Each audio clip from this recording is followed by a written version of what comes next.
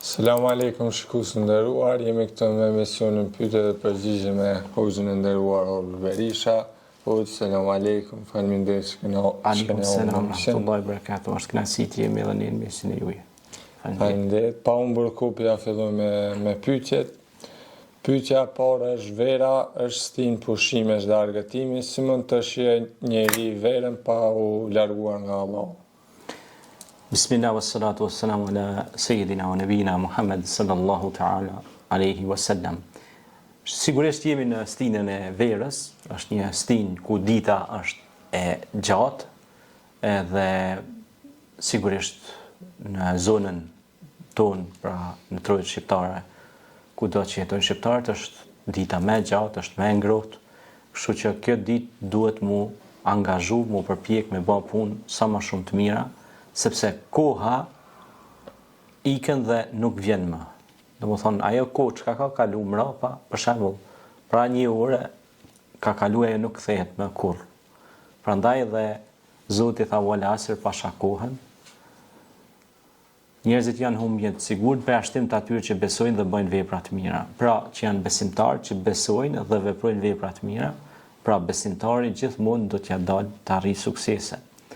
Pushimin e ka pushim, argëtimin argëtim. Kur përmendet fjala argëtim, shumë njerëz e kanë keq kuptuar fjalën argëtim, se argëtim kujtojnë ose tingëllon ashtu, sikur është me bë çka ta don qefi, me bë vepra dhe të ndalueshme penale. Jo. Domethënë argëtim është edhe me dal me bë një vrapim. Argëtim është edhe me dal një shëtitje me familjen. Argëtim është me mësu, pra me nëtu.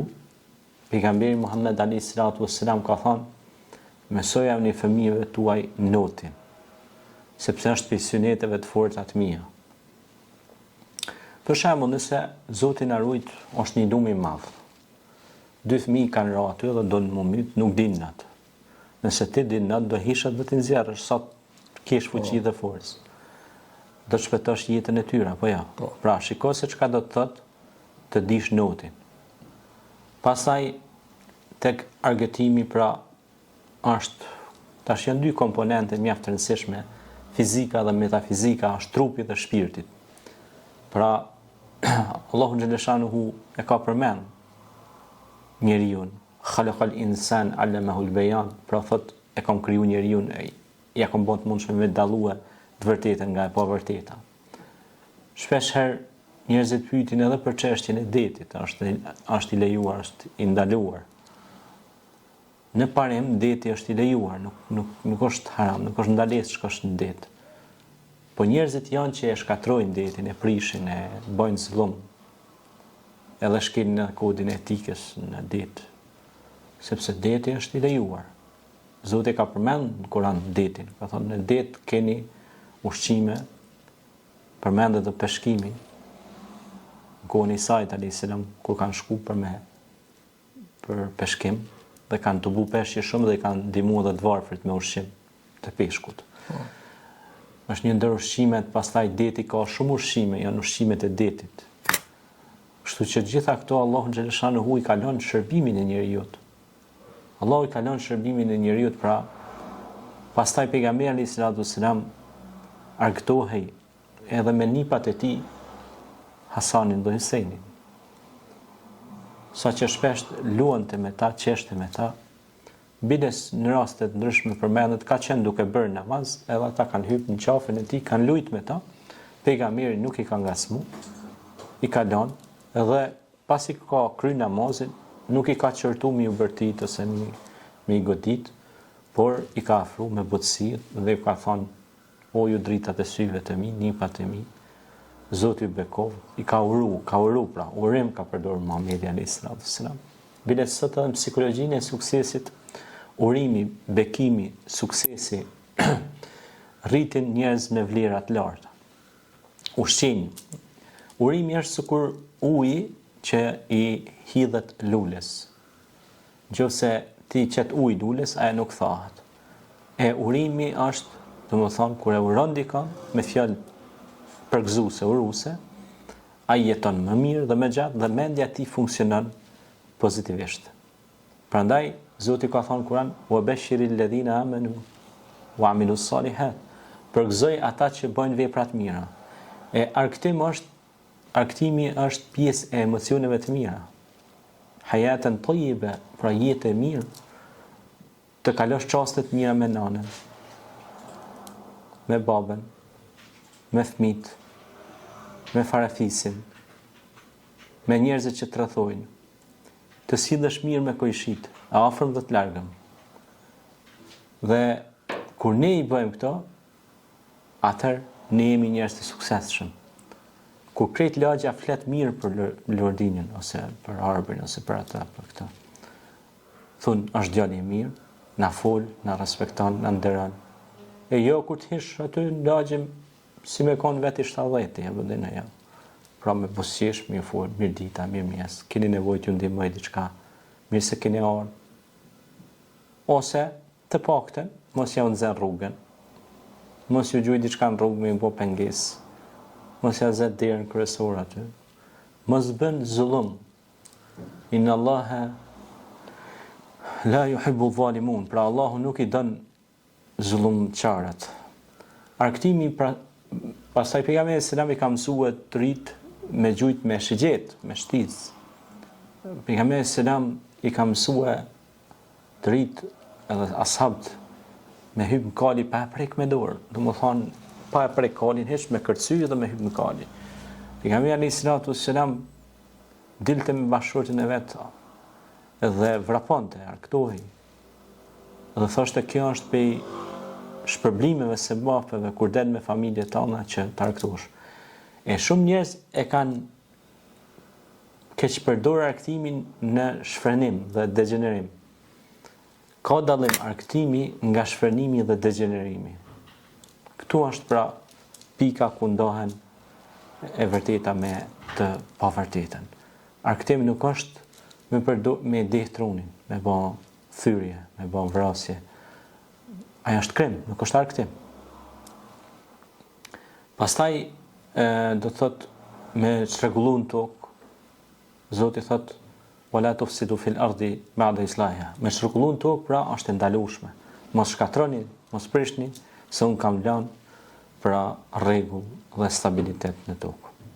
Prandaj pushimi, qetësimi, gjumi, momentet e pushimit, momentet e aktimit janë pjesë që Allah i ka lënë për insanin, për njeriu. Është momenti kur punohet, është momenti kur del dhe argëtohesh me familjen tënde. Pra, por jo me tepru, kur gjohet normal, se nuk shkon krejt argëtim edhe as pak punë, as pak përgjegjësi e kështu me radhë. Kjo është. Faleminderit hoq për përgjigjen, vazhdoj me pyetjen e radhës. Rrjetet sociale janë bërë pjesë e pandashme e jetës së të rinjve. Si mund të përdoren ato pa dëmtuar besimin dhe karakterin e njeriu? Shiko, rrjetet sociale janë mjet, nuk janë qëllim. Pra, rrjetet sociale ne duhet t'i përdorim dhe të rinjt duhet t'i përdorim për gjëra pozitive, për arsimim, për edukim, për inovacion, për teknologji, për kulturë, për humanizëm. Për shembull, me një postim rrjetet sociale mund ndihmohet një familje që ndoshta s'ka mundësi të blejë ilaçet. Me një postim rrjetet sociale mund ndihmohet një familje që ndoshta me nxjerr në mbrëmje mshël për mund me hungër një flegër buk, një kashore buk. Rrjetet sociale mund të përdoren për një shkollë në fund të një fshati atje që nuk ka librari, nuk ka bibliotekë, fëmijët nuk kanë libra me lexu, ose s'kan karrike ulse. Me një postim rrjetet sociale, pra, mund të bëhet apel thirrje për të marruar një shkollë diku në një fshat ku nuk ekziston shkolla. Mund mbledhen fonde, normal Ministria e Arsimit, OJC, shoqatat, normal Ministria e Arsimit e ka këtë obligim, mirë po mos presim gjithmonë nga institucionet që ato krejtësendet me na i krye. Po të bëhemi si presidenti Kennedy që thamë, mos prit çka bën shteti për ty, po ti çka bën për vendin tënd, për shtetin tënd. Pejgamberi alayhis salam nuk priste kush po vjen mirë gjind, ai vetë gjindej dhe i afronte të tjerë për mu gjind. Domthon, secili jemi sovran. Pra njeriu e formon komponentën institucion. Njerëzit i kanë bërë institucionet. Qytetarët e lirë i ndërtojnë institucionet dhe i çojnë përpara. Edhe ata që janë zgjedhur ministra ose deputet ose kryetar komune, bashkie, kështu me radhë, ata njerëz si ne, si unë si ti që to jeni ul. Pe gjakut pe mishit janë. Edhe kështu që ata ne kemi votu për të na shërbyer ne, jo për të bërë ata zotrit tanë, po shërbëtorët tanë. Që zakonisht po bëhen zotrit. Kjo është problemi. Pra ty nëse tu ka besu një pozit, një detyrë, ti je hizmeqar, je shërbëtor i popullit tanë. Se ndryshe, po të erdhë ndëshkimi nga populli jot, edhe Zoti nuk të ndihmon. Se Zoti është me popullin. Allahu është Zoti është me popullin. E populli edhe për çata dhe Zoti thot inna Allahi la yughayyiru ma biqawmin hatta yughayyiru ma bi anfusihim. Pra Allah nuk e ndryshon gjendjen e një populli derisa populli nuk e ndryshon vetë gjendjen e vet. Prandaj rrjetet sociale nëse përdoren për ndryshimin e gjendjes për të mirë, se ndikon ajo te mindseti, te mendja e njeriu, atëherë ka mirësi pafund. Po përdor teknologjia për të mirë, ka mirësi pafund. Por është edhe kundërta. Po përdor për keq, Zoti na ruaj.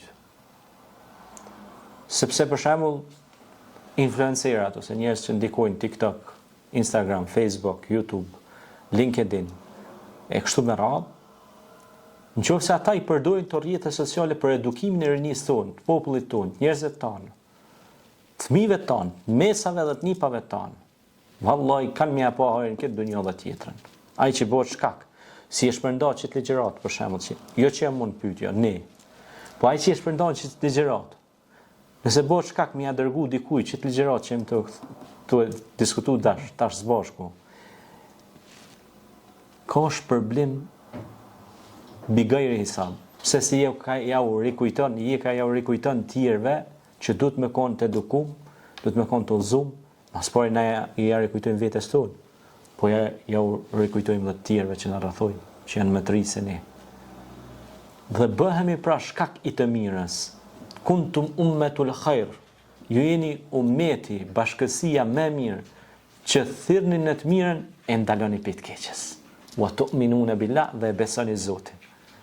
Pra ku ka bashkësi më të mirë se ajo bashkësi që thret në arsim, leximin e librave, në kryerjen e zanatit, magjistratur, doktoratur, PhD.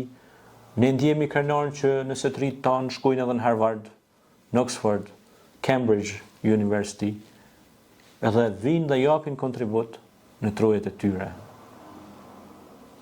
Ne ndjehemi krenar me këtë rini, ose ne ndjehemi krenar nëse një vajzë ose një djalë shqiptar është punëtor në LinkedIn. Ne kemi vajza shqiptare dhe djemë shqiptar që janë punëtor në LinkedIn. Kemi edhe për atyre që janë punëtor në industrinë e inteligjencës artificiale. Kemi edhe për atyre që punojnë në Google, Microsoft. Ne ndjehemi krenar me këta djemë dhe këta vajza që kanë doktoru, i kanë marrë zanat në fushat e mjekësisë. Ne kemi djemë dhe vajza që në Shtetet e Bashkuara të Amerikës kanë fituar çmime shumë të larta për mjekësi, për medicinë, për zbulime shkencore. Ne kemi profesor, ne kemi mësues të mirë që janë zbuluar formulave matematikore në Shanghai. Bidesun për hir të korrekcisë dhe respektit, duhet t'ja përmend edhe emrin, profesorit tim që më ka dhënë mësim në medrese, profesor Fatmir Shatri. Është një profesor i nderuar, të cilin e përshëndes nga ky vend, i cili është duke rrit kuadro në fushën e matematikës, me kurset e tij është duke rrit kuadro shumë të talentuar dhe shumica atyre janë bërë inxhiniera, profesora, e din doktora shkence duke kaluar në kurset e matematikës së profesor Fatmir Shatrit, i cili më ka dhënë mësim, kam pas mësues në medresen, në Lavdin, në Prishtinë, një shkencëtar që është edhe në bordin e matematikanëve, në lidhjen e matematikanëve ndërkombëtar dhe zbuluesi disa formulave. Pse ne mos marrim shembull këtë profesor, edhe të flasim për profesorët e tillë të cilët na bëjnë të ndjehemi krenar si të ri, që edhe ne të ndjekim rrugën e tyre. Po mbi gjitha, profesor besimtar, profesor të mirë, profesor të cilët vazhdimisht promovojnë të mirën. Kjo është. Faleminderit hoxh. Vazhdojmë me pyetjen e tretë. Shumë të rinj thonë kam zemër të mirë dhe kjo mjafton. A është mjaftueshme, veç me pas zemrën e mirë? Shiko, Zoti i Madhërisht ka thënë Kur'an, "Ala bi dhikrillahi tatma'innul qulub", me përmendjen e Zotit qetësohen zemrat.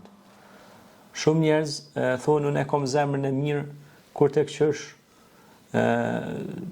kur s'ka bo një punë të hajrit, një jetë vetë se ka bo. Një të smurë se ka ushqy. Një student nuk e ka bursu, ose rimbursu me ndihmu për studime. Një therr për rrugës se ka hiq. Një çesë me diku se ka marrë, një librari, një diçka, këndaj ku tek qysh zemrën e mirë e kam thënë.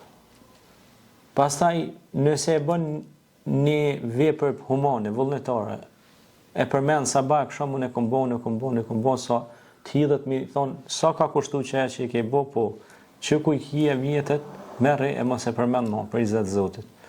Pse? Sepse Zoti thot në Kur'an, mos i përmendni demoshat, sadakat e juaja, punët e mira. Nëse ke bë për Zotin, të mjafton. S'ka nevojë me përmend 100 herë.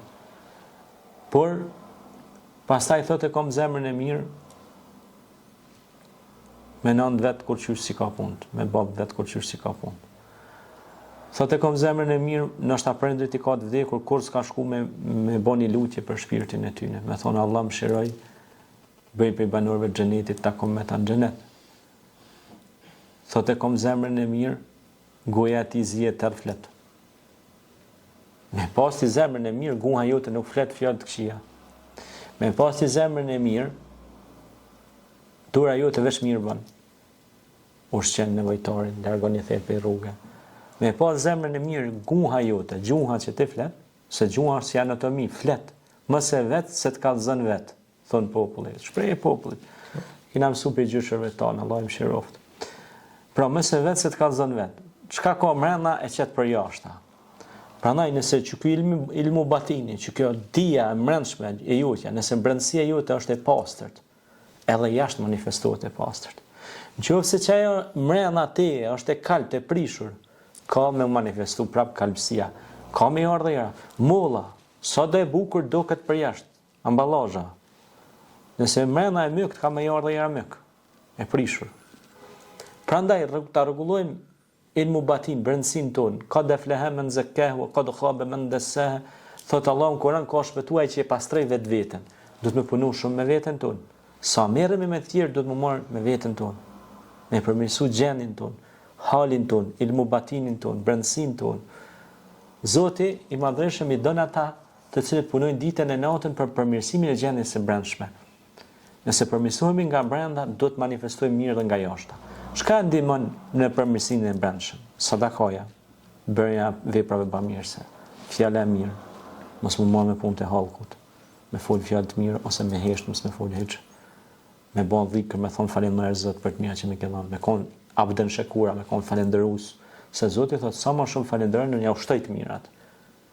E zemra qetësohet, mu largu pi mëkateve, me u afru pe sevap, punëve të mira, e kështu me radhë, atër zemra pastrohet. Ka thonë, ka për gjuhën, mas fol shumë tepër, ka thonë pejgamberi selam, se do pësohet besimi, imani.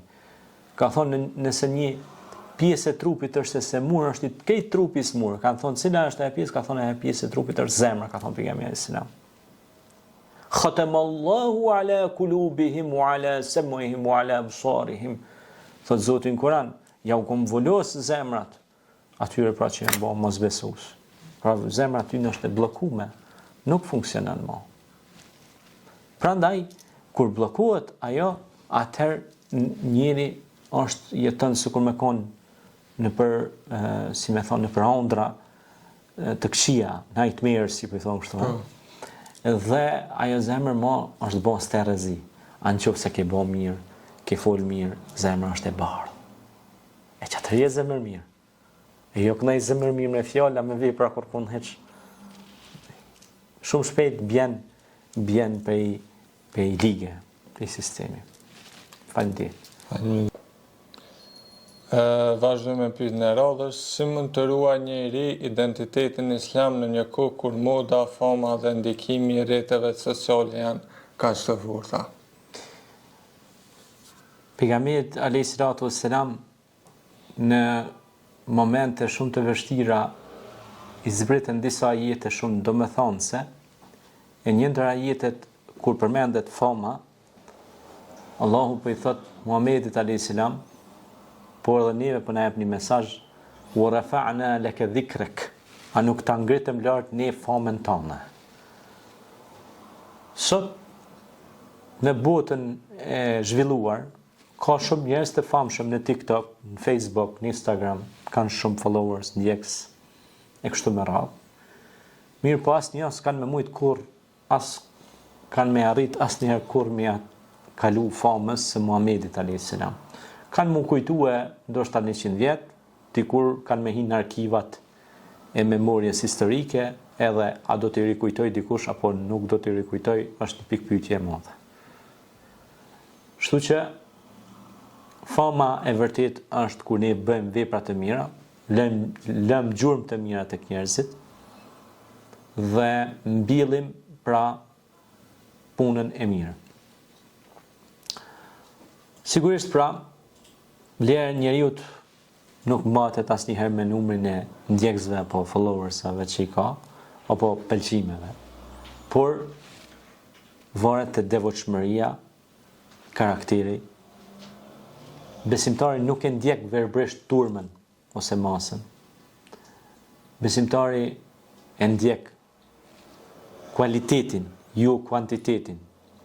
Jo vrapimin turravrap pas një mode që nuk është as mod, pas një fame që nuk është as fam, por është një karikatur e shpërfituar, e skicuar në mënyrë të dallashuar dhe as pak të përpunuar. Kështu që nëse ndalemi edhe mendojmë rreth kësaj, e kuptojmë se është një famë e formuar nga degenerimi, por ai nuk është as famë. Prandaj ne si besimtar famën e kemi duke bërë vepra bamirëse, duke ndihmuar njerëzve, sepse lumturinë e gjejmë në ndihmën e të tjerëve. Sepse duke ndihmuar të tjerëve, i ndihmojmë vetes tonë. Duke bërë gjëra humane, i ndihmojmë dhe të tjerëve. Sepse vetë jemi njerëz. Dhe nëse njerëzit që na rrethojnë janë mirë, edhe ne do të ndihemi mirë. Hal jazau l-ihsani ila l-ihsan. Mirësia me mirësi do të kthehet. Pra ti duhet të jesh i lumtur me atë çka e bën. Prandaj lumturia e vërtet është kur ti bën vepra humane, vepra të drejta dhe njerëzore, dhe nuk prish rendin dhe qetësinë dhe stabilitetin dhe sigurinë. Andaj aty kur ndalemi dhe shiqojmë me syrin e të vërtetës dhe syrin e dritës, atëherë kuptojmë se arsimi, dituria, shkenca, drejtësia, morali, karakteri, pamirësia, fjala e mirë, vepra e mirë, cilat Zoti ka përmend në Kur'an, fjalën e mirë, veprën e mirë, sjelljen e mirë. Më i miri për ju është ai që sillet mirë me njerëzit, ka thënë Muhamedi alayhis salam. Gjitha këto e kjo devotshmëri, pra, ky devocion i përkushtimit në këto punë të mira, atëherë kjo është famë e vërtetë. Ndoshta ti mund të kesh 5 ndjekës në rrjetet të tua sociale, po ata janë 5 njerëz të mirë. Ndoshta ti mund të kesh 500.000 ndjekës, po ata të gjithë janë vetëm sa janë lëpirës të tu të çastit, ose njerëzit ndjekin vetëm për interes të çastit. Dhe kur bie interesi i çastit, humbet lidhja e vërtetë. Por ata burra, siç ishte Muhamedi alayhis salam dhe Abu Bekri, Omeri, të gjithë ishin të lidhur së bashku me fitu kënaqësinë e Zotit dhe me bë punë të mira për njerëzimin. Lidhja e tyre nuk ishte lidhje e servilizmit dhe puthadorëve, po ishte një lidhje sinqert për të mirën e njerëzimit, për t'ju bërë mirë njerëzve. Nuk ishte pra një lidhje për të arritur salltanetet e tyre, saqë Omeri, tash kujtohet një rast shumë interesant. Omeri pesheh Muhamedin alayhis salam. Edhe ishte shtri Muhamedi alayhis salam duke pushu. Hastrat, është një lloj hastrat që unë ato janë si marru me kështu. Ishte pështet në ta dhe ju kishte bo trupi krejt vija Muhamedit alayhis salam. Ishte edhe kur e pa Omeri, ja Resulullah tha, çfarë ti me fjetën të hastra kështu tha? Tha ti e Resulullah tha je i dërguar i Zotit. Ti je prisi njerëzimit për të mirë. Pse ti me hieke me vujt ka shumë? Shikone. Tha, tha mbretin e Persisë ose mbretin e Bizantit. Ai flen në mëndafsh, veshet me mëndafsh. Mban gjëra të shtrenjta. Pejgamberi Muhammed alayhis salam tha, ata tha vrapojnë pas dunjas, pas kësaj bote, po ata tha hupin këtë botë, e humbin këtë botë, po e humbin edhe botën tjetër. Ne tha vrapojmë pas botës tjetër, po e fitojmë edhe këtë botë, e fitojmë edhe botën tjetër. Dhe tha, Allahumma rabbana atina fid dunya hasanatan wa fil akhirati hasanatan wa qina adhaban nar. O Zot, na jep të mirë në këtë botë dhe në botën tjetër dhe runa nga zjarri. A keni pa shumë njerëz që kanë arritur të mira shumë të materiale, janë të pakënaqur, janë të zbrast, janë të thatë, në brendësi, në shpirt janë të thatë. Pse? Se kanë humb lidhjen me Krijuesin. Nuk e kuptojnë pse kanë ardhur në këtë botë. Nuk e dinë qëllimin e ardhjes në këtë botë. Nuk ka bereqet në pasurinë e tij. Nuk ka mirësi. Kur di dhe pejgamberi alayhis salam ka thënë, o Allah, begatoje umetin tim me zimin herët në namazin e sabat. Se një që zgjohet herët për me vazhdu punët e përditshme, por zgjohet duke madhru Zotin, duke falendëruar Zotin për një mundësi të re, një ditë të re që ja dha. Kurse ai ka gjitha të mira, është i pakënaqur në shpirtërisht. Ka gjithçka, po brenda thot e ndjej një bashësi, një mospërmbushje. Subhanallah. Kjo është pra fama e pavërtet. Kurse fama e vërtet, pejgamberi ishte i kënaqur shpirtërisht, por me atë çka posedonte thoshte elhamdulillah, faleminderit Zotit. Abu Bekri ishte i kënaqur me pasurinë e tij, e shpërndante, jo shumë fishonte, prap ishte i kënaqur, ishte i mbushur shpirtërisht, edhe Zoti ja dha këtë botë dhe botën tjetër. Kjo është. Faleminderit Hoxh, vazhdojmë me pyetjen e radhës. Gjatë verës organizohen koncerte, festa dhe aktivitete ndryshme, si duhet të veprojë një musliman? Shika, aktivitetet ose koncertet ose festat të ndryshme aktivitetet të ndryshme si organizohen për evenimente ndryshme. Çdo aktivitet duhet mu vlerësue sipas përmbajtjes tij. Nëse aty në këto aktivitete ka mëkate, immoralitet, alkool, apo gjëra që bijnë ndesh me besimin tonë, ne duhet largohemi dhe mos bëhemi pije, sepse aty ndodhin shpesh rrahje, vrasje, probleme, zënka. Zoti nuk ja ka ndalu njeriu të gëzimin, mu gëzu, nuk është e ndalueshme mu gëzu, po udhëzon drejt asaj që është e pastër dhe e dobishme. Se vetë pejgamberi alayhis salam ka prerë një kurban, ka bën një gosti, një drek, kanë qesh me të afërmit, me familjarët e vet, kanë bën një drek familjare, një gëzim.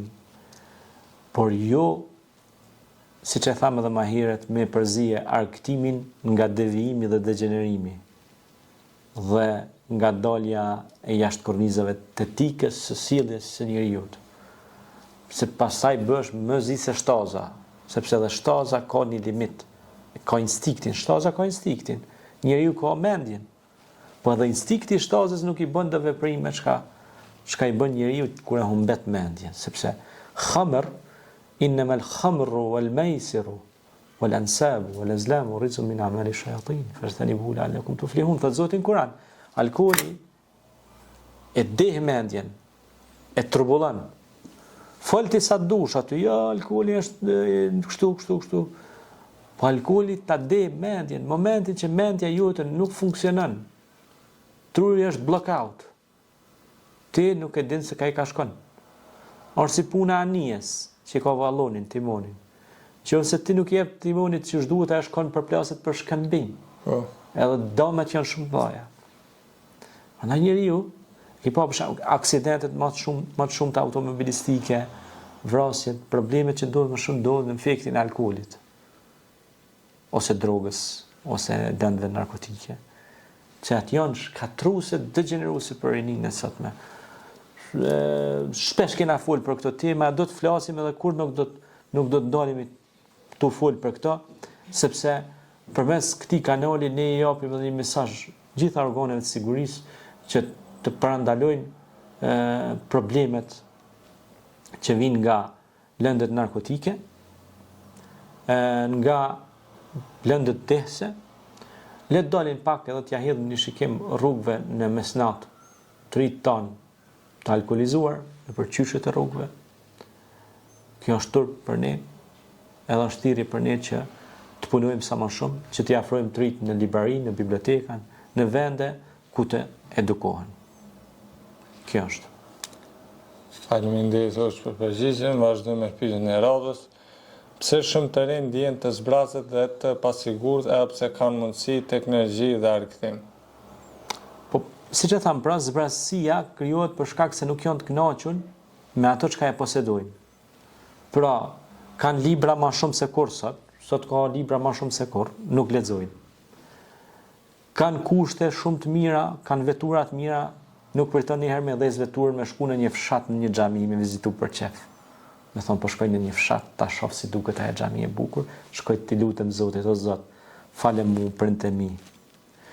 E shef një therr në një fshat atje, nuk i marrin iniciativë të rritë sotëm, kanë kirret mira, kushtet e mira, me hyp në kerr, me shku, pe i pastrojmë që të fshat, pe bëjmë një aktivitet vullnetar, pe bëjmë për qef, duket fshati ma bukur, ma pastër, ose një rrugë, punë vullnetare. Ose kanë mlu therrat varrezat e fshatit ose të qytetit, nuk shkojnë me pastru, me thonë t'i hekim ato therra aty. Ose nuk e marrin një iniciativë të mbledhin disa funde si të ri, të çojnë disa laptop ose kompjuter në një shkollë fshati që nuk kanë laborator teknologjik të IT-s. Ose nuk merren me një iniciativë, dhurojnë një libër për librarinë e shkollës ose të bibliotekës. Ne, për shembull, kemi çuar në disa shkolla libra dhurat, që fëmijët tonë të lexojnë më shumë, të mos ikin pe leximit. Se leximi e vret pa dituri. Leximi është ilaçi për largimin nga ignoranca. Prandaj edhe fjala e parë në Kur'an ka zbrit Iqra, lexo. Me emrin e Zotit tënd, i cili krijoi çdo gjë. Kjo është pra pasiguria, sepse humbasin ose e shet njëjtën lojë, njëjtën frekuencë, edhe gjithmonë që aty truni rrin, frekuenca e trunit nuk është e para po me ndaj të vesh një pikë. Po frekuenca e njeriut është me e gjerë, me pa botën më ndryshe. E pastaj pra nuk dalin me shiu natyren, me pa ujt, me pa gjërat që ka kriju Zotin, ekskursion meditativ, me dal pak me pa të mirë të Zotit. Jo mu mbyll gjithmonë me najtë mbrenda një kutije të vogël, siç është telefoni. Kjo është. Faleminderit për përgjigjen, vazhdojmë me pyetjen e radhës. Cili do ishte mesazhi juaj për të rinjt këtë verë? Të rinjt këtë verë, mesazhi im do të ishte që mos ju ikë kjo verë pa i lexuar të paktën 2-3 libra. Mos shkoj vera pa lexuar 2-3 libra në kohën e lirë që kanë. Po edhe nëse janë pushime verore, nuk kushton kur gjë me marrë një libër me veti me lexu. Edhe nëse jenë mal, camping për shembull, ke shku, ose hiking që piton ta me hec, ti hec dikur ke më lov, ki më ul me hongër pak vok, me pi pak ujë, edhe lexon një 2-3 faqe të libër, 2-3 faqe sot, 2-3 faqe nesër, ai libri po kryo. Pra, sikur njeriu ka nevojë për ushqimin fitness, me bon fitness për trup, ushtrime për trup, ka nevojë për ushtrimet e trurit. Së ndryshe, truri kalbet, ndryshket. A kupton e ja? Po. Siç ka nevojë për ushqim organik, me pi ujë, me hongër ushqim të shëndetshëm, dietal, të shëndetshëm organik, ashtu ka nevojë edhe ushqimi i mendjes. Nëse mendja nuk ushqehet, ajo vdes. Pastaj në këtë verë është mirë për shembull mu kujdes për matë më shumit. Nëse shohim ndonjë të moshuar që është mbet në rrugë, ka nevojë për mi ndihmu, e ka kap nxehtësi e madhe, mi dhon ndonjë shishe ujë, mi ndihmu për krah me çu deri tek një vend ku ka hije. Ose shohim ndonjë të moshuar që ka çanta në dorë, nuk po mundet mi çu mi ndihmu. Më mundu pra me bon vepra humane sa më shumë këtë verë, mi ndihmu prindërve, ata që si kanë prindërit mu lutë më shumë për ta, me nda ku për ide dhe projekte të reja, për të mirën e juaj dhe njerëzit që ju rrethojnë, po edhe të njerëzimit dhe komunitetit në tërësi. Prandaj, edhe Allahu ka thonë Kur'an, pra Allahu urdhënon në bamirësi, në bërjen e veprave të mira dhe ndalon në armiqësi. Nëse këtë verë ke pas ndonjë zënk me ndonjë të afër ose të largëm, mundohu t'i pajtosh dhe t'i afrosh njerëzit me zveti, sepse kjo është më e mira që të pajtosh dhe të bësh pra afërsi. Allahu thot në Kur'an: "Wa'tasimu bihablillahi jami'an wa la tafarraqu", mos u përçoni me zveti, po afroni, bashkoni në punë të mira e ndaloni nga punët e këqija. Faleminderit. Faleminderit, hoq, kishte gjitha për të sot. Faleminderit e shikuesve që keni ndarë kohën për na përcjellë dhe ju uroj një ditë të mbarë. Faleminderit.